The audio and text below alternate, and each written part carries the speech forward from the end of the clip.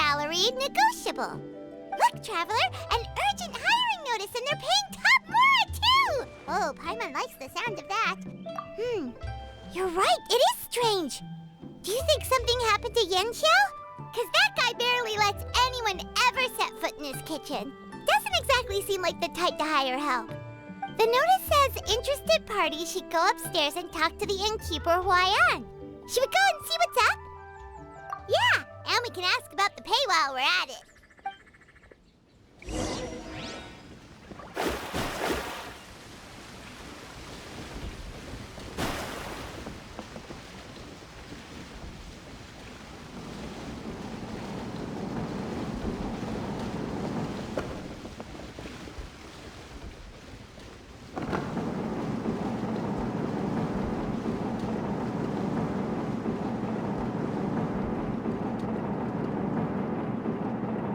Fate is called as such, for it cannot be changed, nor can it be reversed.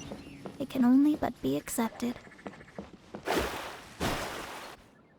Boss, there's really no need for this. It's just a little burn, that's all. It won't get in the way of my work. Perhaps not, but continuing to work will only hinder your recovery.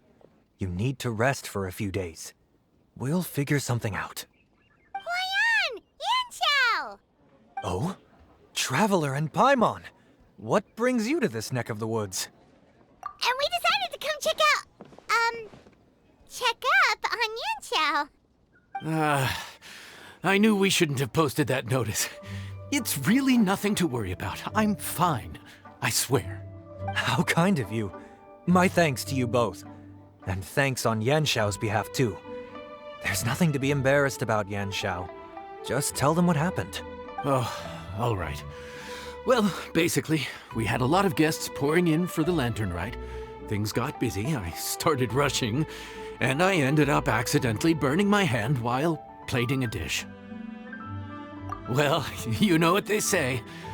Play with fire long enough and you're bound to get burned. Even the best chefs slip up sometimes.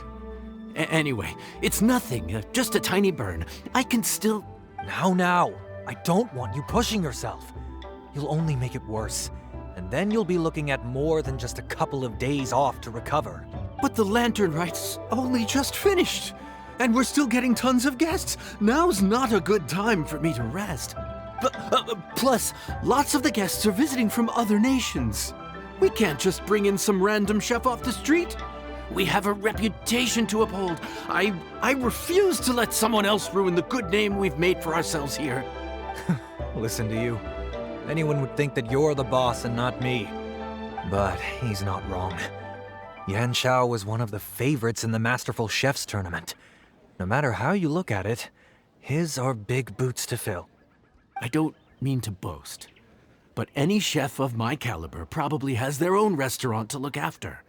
It's not going to be easy to find someone who's got the skills and has the time to help us out. Looks like we might have to increase the pay we're offering even further. Do we know anyone that's a good chef and has the time to help out? Oh, of course, you! Oh, right. Yes. Now I think about it, I do recall hearing good things about your cooking ability. I suppose I'd added you to my mental list of people who can hold their own in a combat situation, but forgot you can cook. Why are you even keeping a mental list of people who can fight? Maybe a story for another time. More importantly, I'm sure Yanxiao would be comfortable leaving his kitchen in your hands, if anyone's. What do you think, Yanxiao? Well, since it's you, I suppose that's better than anyone else. What do you think, Traveler? Should we do it? I should warn you that cooking for customers is quite a different ballgame from cooking for yourself, so I'll stick around the kitchen over the next few days to help smooth things over. Oh, so he's not leaving the kitchen after all? I believe there's some spare kitchenware here at the inn. Boss, would you mind? Of course. I'll take care of it.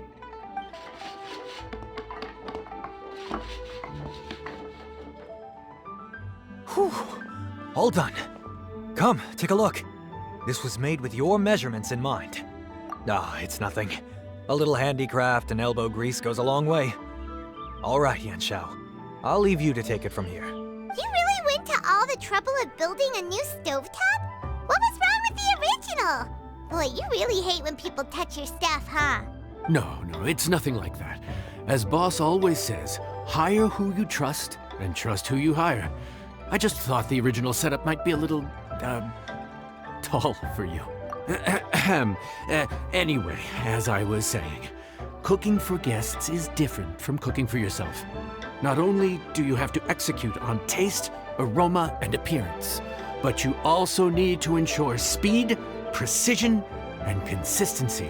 Having the right equipment is a big part of that. Ill-suited equipment doesn't just make the job more tiring, it also slows you down. And paying customers don't have unlimited patience. Sometimes cooking is all about being well prepared. That's how you ensure speed. Okay, and what about precision and consistency? Precision all comes down to using your eyes. Where to slice into a particular cut of meat, how much oil to use, how to tell when a dish is done cooking. When you cook for yourself, you can always add salt if it's too bland or add water if it's too salty. You can tweak the taste as you go, but in a restaurant, there's not that much room for trial and error. Worst case scenario, Paimon can deal with any subpar dishes by making sure they get properly disposed of. The final thing you have to focus on is consistency. You have to be able to handle the most challenging orders with the same level of technique and skill as the easiest ones. This is particularly important when you have guests from all over, each with their own tastes and preferences. You have to cater to their own dietary needs while also giving them the opportunity to enjoy our local delicacies. This last point is making Paimon's head spin. Don't worry. Matter of fact, someone as well-traveled as you may even have a better handle on it than me once you get started. And of course, I'll be around to help you over the next few days. I don't think we'll have any trouble making all our guests feel right at home.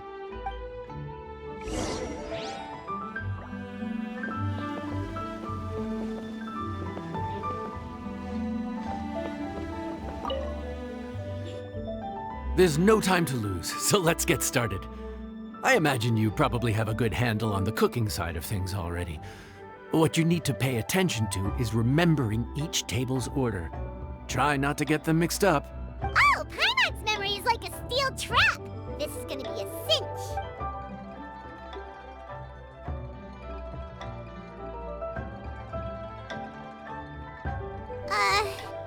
Which ticket are we on again?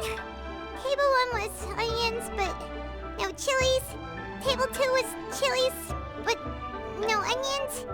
And table 3 was, table 3 was chilies, but hold the chilies? Ah! Was Paimon just sleep floating?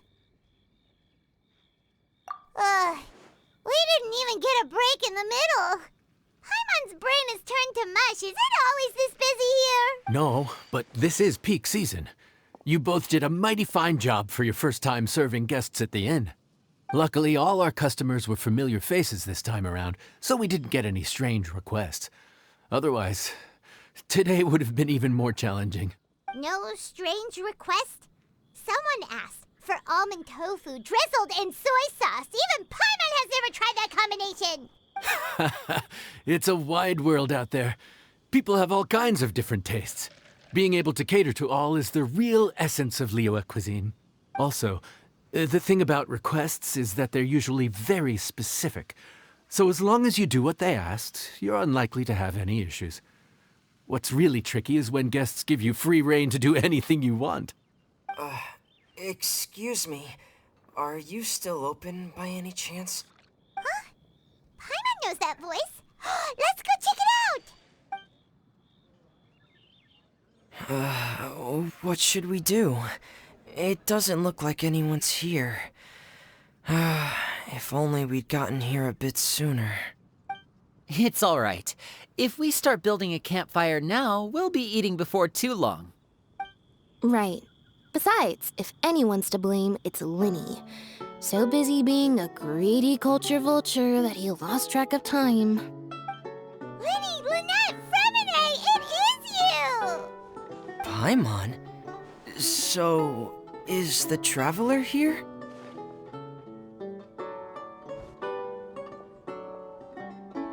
Traveler, Paimon! What a nice surprise! Paimon was gonna say the same thing! We're just lending a helping hand at the end. Anyway, so that's how we ended up here. But what about you guys? Don't tell us. Father sent you on another mission? No, quite the opposite, actually. We're in Liyue on vacation, and while we're here, I thought a cultural tour might be in order. Father said we deserve some rest after everything that happened recently. Otherwise, it could jeopardize our next mission. It's not every day we get this kind of opportunity. Lenny thought it might be fun to spend some time in Liyue, especially since it's Lantern Rite season. We could hardly pass up the opportunity to watch a Liyue-style magic show. Although, I think they call it conjuring here. In our time here, we've seen conjuring tricks incorporated into a Liyue opera show, and even a wushu dance. It was amazing. So, we decided to stay here for a few more days to see what other forms of inspiration this land might have in store for us. We visited Granny Roshin in Chingsa village not long ago, and today we continued our cultural tour in the area around here. In the end, though, we lost track of time. We haven't even eaten anything yet. And speaking of eating, as you know, seafood is a big part of both Liyue and Fontaine cuisine, but it's cooked very differently here. We simply had to try some local seafood after coming all this way. That's another reason why we decided to extend our trip. Oh, need any recommendations? What have you tried so far? That fish one with the misleading name. Sounds bland, but it's drowning in hot chilies. Oh, you mean blackback perch soup? You're right, the name doesn't give much away. It looked and smelled so appetizing that Lynette took a huge mouthful, blissfully unaware that she was about to set her mouth on fire. She could barely speak for the rest of the day after that. Luckily, that wasn't a huge adjustment for her. What? Aren't you guys hungry too?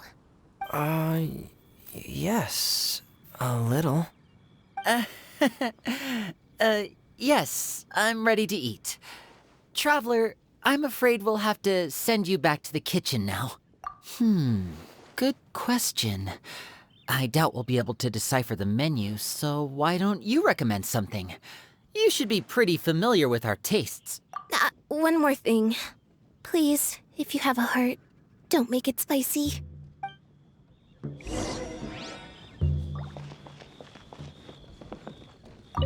I thought the blackback perch stew was actually pretty tasty.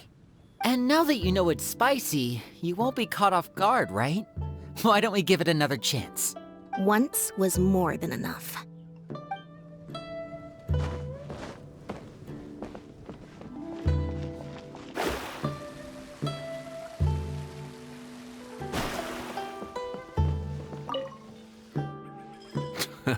Fontaine, huh? No wonder they can't handle too much spice. Still, if we make the food too bland, they might as well be eating back home. There's this crab and shrimp stir-fry I know that could work. It's quite heavily seasoned, but it's a lot milder than it looks. It has a light but really satisfying flavor. Ooh, that sounds perfect! What's it called? Well, this is where it gets interesting. They call it the Palace Jewels. The crab roe is supposed to look like pearls of gold, and the shrimp meat like chunks of jade. Here's the recipe.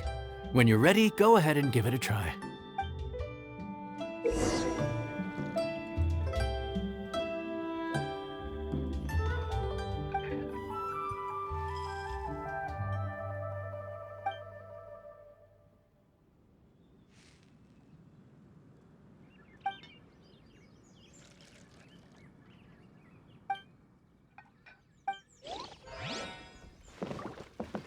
crab roe like pearls of gold, shrimp meat like chunks of jade. Whoever wrote this recipe had quite the imagination.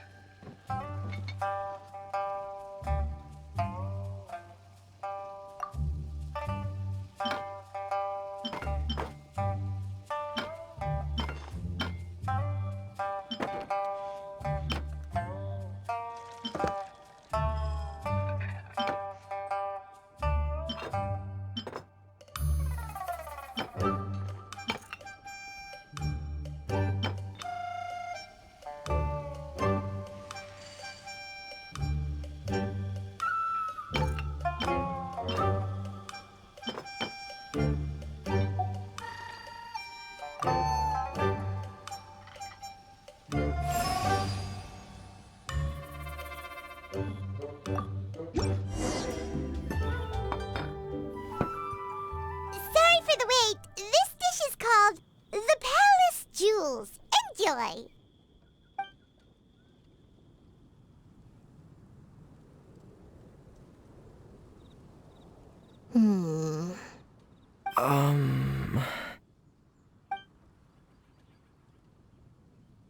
Yes, we meant to say, you two must be tired after a long day of work. Do you want to eat with us? Oh, now that you mention it, Paimon is a little hungry. Well, if you insist, then who are we to refuse? Oh, right, of course. You're still our customers. Why aren't you eating? The sauce looks a little overpowering. According to Liyue custom, it's probably good table manners to let someone else go first. Looks delicious, traveler. I guess I'll dig in first. Here goes. What is it? Do you need some water? No, it's delicious. The flavor is so pure. It's drenched in sauce, but somehow it just enhances the natural flavor of the seafood. Try it for yourselves. Alright.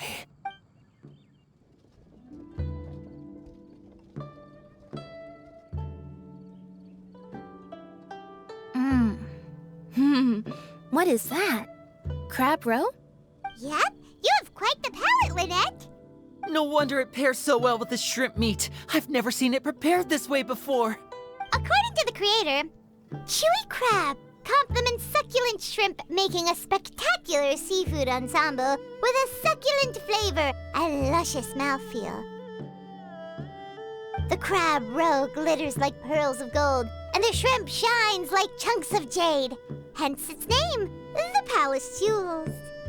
So that's where the name comes from. I suppose it's quite fitting then. Was Paimon always this well-spoken? This dish must be right up your alley, Lynette. Huh? It's half gone already? When did that happen? I heard that in Liyue, the biggest compliment you can pay to the chef is to leave a clean plate. It's delicious. Thank you ever so much. Wait, don't fight over it! Hey, leave some for Paimon!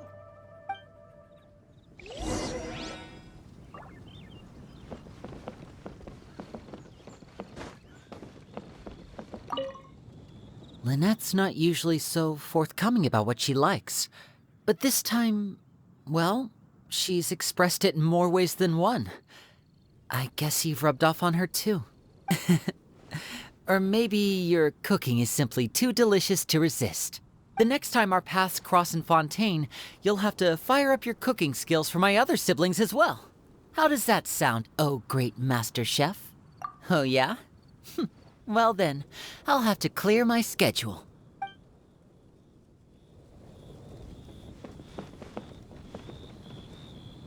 I think I'm finally getting the hang of chopsticks. Yeah.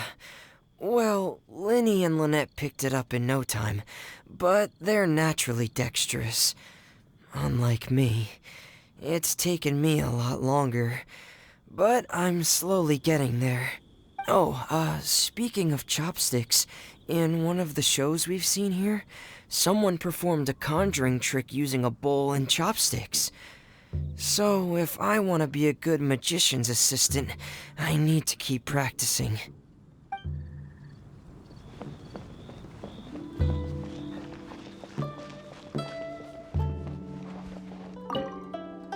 Calorie surplus detected.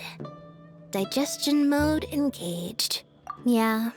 Well, Linny and I are usually careful about what we eat, because we have to stay in performance shape. That, plus it's generally bad manners to overindulge at the dinner table. But once in a while, it's nice to treat yourself in the company of family. Besides, if I'd waited until my brothers were finished trying to out-polite each other, the food would have gone cold.